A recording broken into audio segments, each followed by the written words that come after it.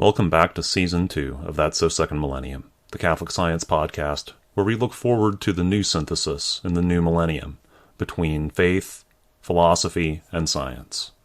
Welcome back to That's So Second Millennium, episode 90. I did indeed get Bill to get back on the podcast with me, so we had an enjoyable discussion, split it up into two parts, at least two parts. So here's the first part this week. We talk mostly about deacons and parish life, actually.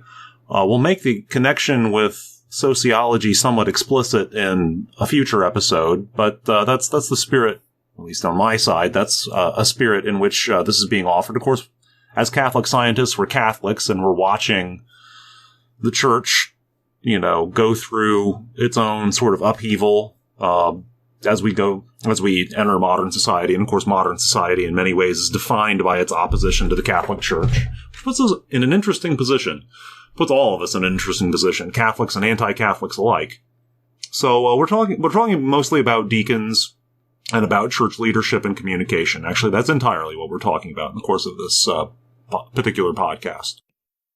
Okay. Well, yeah, and we'll just toss out some points. I have a few like that, and you can cut it as you wish, introduce it as you wish.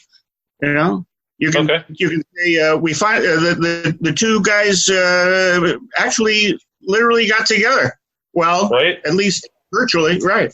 That's right. We are at least talking to each other at the same time. Right.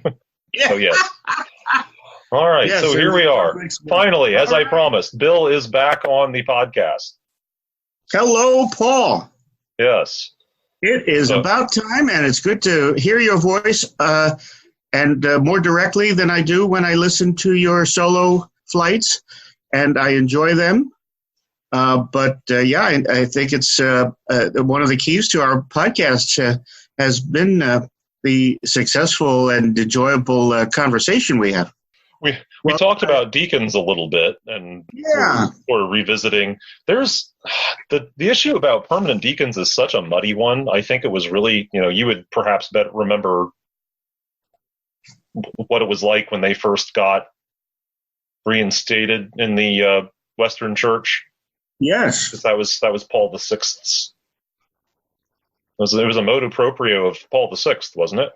I believe that's right. Yeah, and until recently, here in the Diocese of Fort Wayne, South Bend, we had a member of one of the earliest or the earliest, generation of deacons still functioning in a parish, St. Babel Parish, but he just recently retired.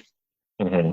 And it's awesome to think that it really has sunk good, strong, deep roots now. And I certainly appreciated your call for more people, more parishioners expressing their desire to serve a parish and to keep a parish alive, by gosh, through structured means like the diaconate.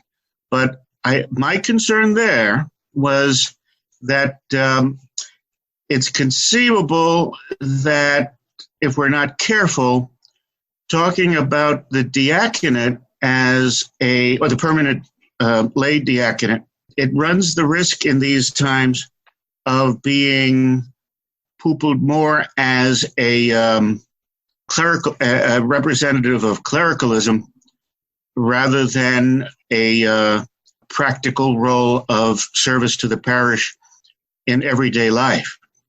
I didn't know how strongly you felt about the diaconate as being, a necessary answer, a necessary part of the answer as the diaconate, or whether you were using the diaconate as an example of accountability and proactive involvement in the parish, or both. I mean, the answer is to most of our problems is both and right. It would certainly be the case. You would hope there would be a lot of places where men would step forward, qualified men, fitting the requirements set forth, from Paul on down. from the apostles on down of what a deacon should be, how a deacon should live, how a person who is going to be ordained as a deacon should have lived his life in demonstration of the fact that he's someone we ought to be ordaining. But it's it's also God makes do with all sorts of tools that we, when we're sitting here trying to think of it in our easy chair, trying to think of solutions for for people so far away that their situations are practically hypothetical to us.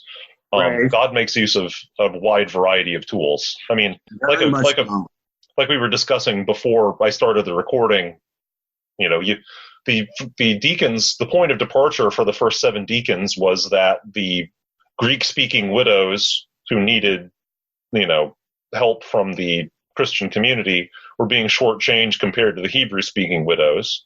So they griped to the apostles, and the apostles looked at each other and said, "We've got a job. We're not going to spend time on this job. We're going to find other people to do this job to make sure that this gets done equitably." So they dig out a bunch of, they dig out 7 men they considered responsible and qualified, and by the way, Greek speaking, presumably. Right. I don't think that's stated explicitly, but gosh, it's pretty clear implicitly. It would help. Yeah, and then of course, does Luke then describe any of them doing that job? No. Immediately, Stephen and Philip start going out and preaching. Stephen gets himself into arguments with other Greek-speaking, like Jewish converts, and gets himself stoned. Meanwhile, Philip goes off to Samaria and preaches, and a lot of people come and get baptized. He gets whisked off to meet this Ethiopian, baptizes him. He gets whisked off to, Joppa or some such place, preaches there over in the old Philistine territory. So they do all sorts of things. Yeah. Well, and I guess, necessarily accountability to a parish being a vibrant, kind of holistic grassroots parish family, the building block of the church, really a step up from the domestic church.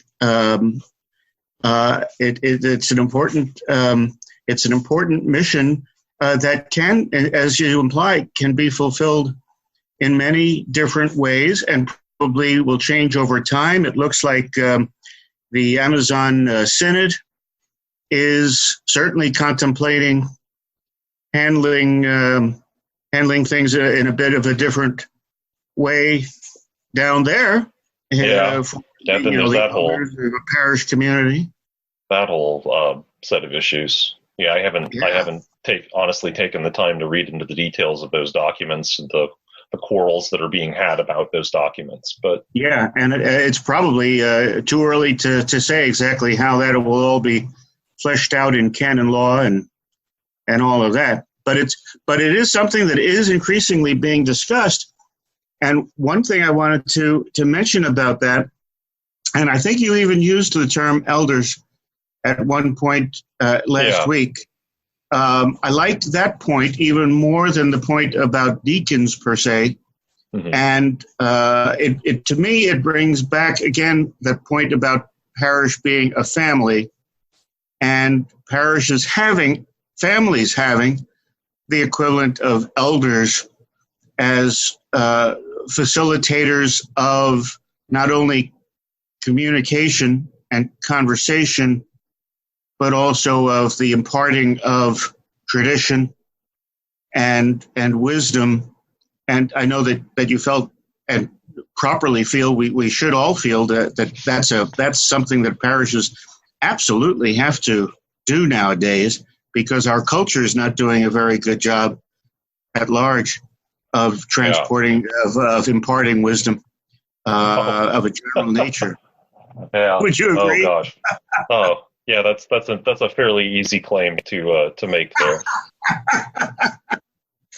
But one piece of good news that I happen to know about that I'm happy to share, and I think it just was announced in the last few days through my connection with the McGrath Institute for Church Life at Notre Dame. Mm-hmm.